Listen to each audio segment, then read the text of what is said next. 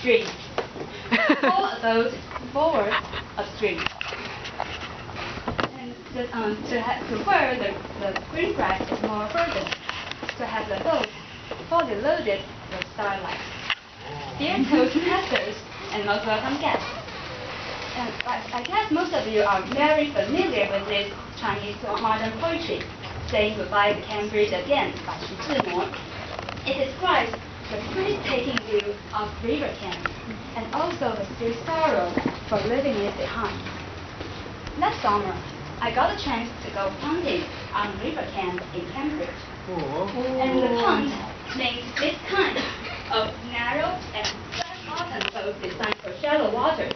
And punting is a verb. It can be a verb. It means the movement to make the punt go forward. And how does it work? We use the moving the boat to push against the bottom of the river to make it go forward. And the person who control the punt by the pole is called punter. In the beginning of our journey, we had a skillful punter. Now this one, but another handsome guy. With the average stroke too.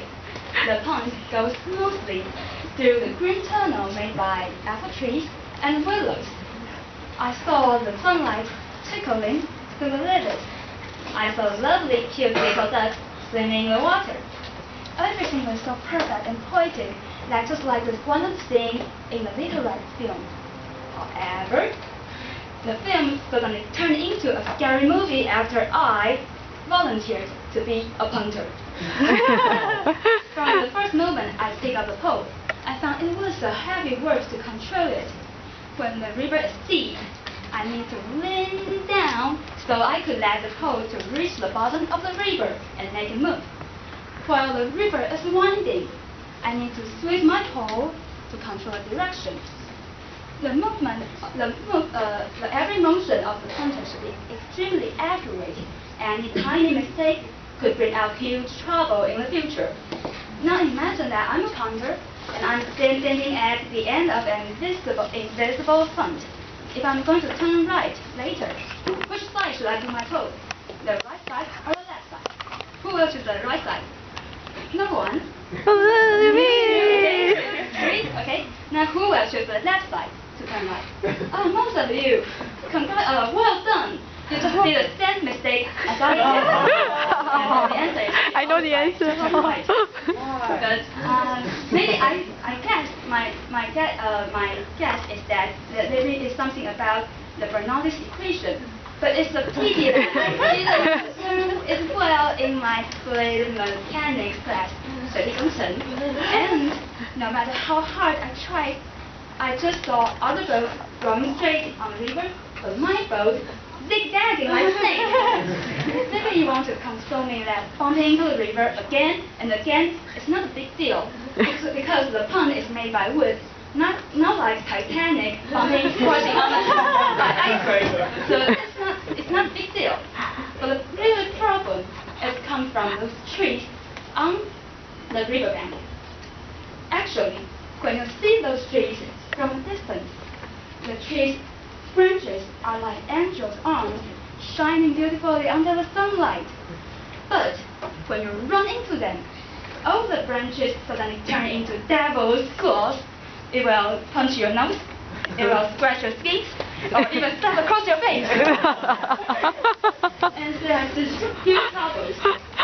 So just in a few seconds before the tragedy happened, all the people on my boat were shouting like, "Get behind, find the power!" Just like what soldiers do on a war movie.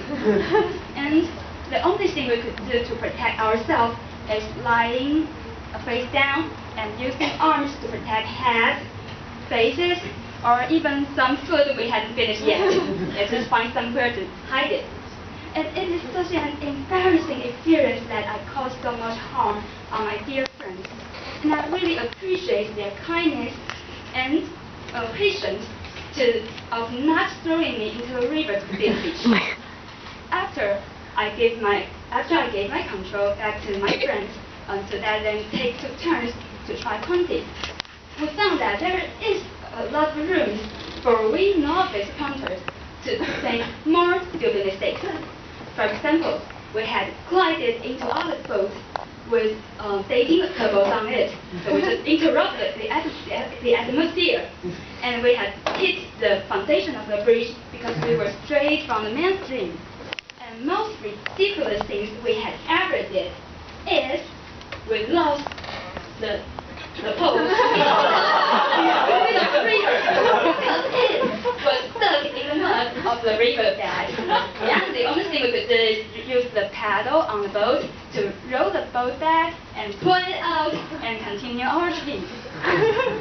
Then, in the end of our journey, we found that punting is not an easy skill to learn, especially can learn within one afternoon.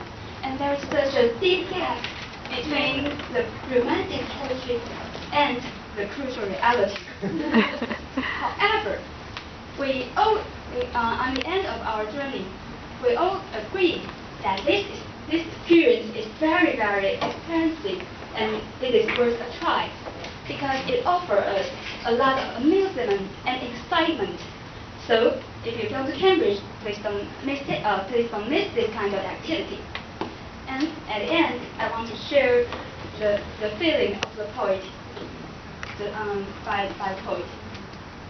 Very quietly, I take my lips, as quietly as I can hear. Gently, I flick my sleeves. Not even a piece of cloth will I take away. Hear me.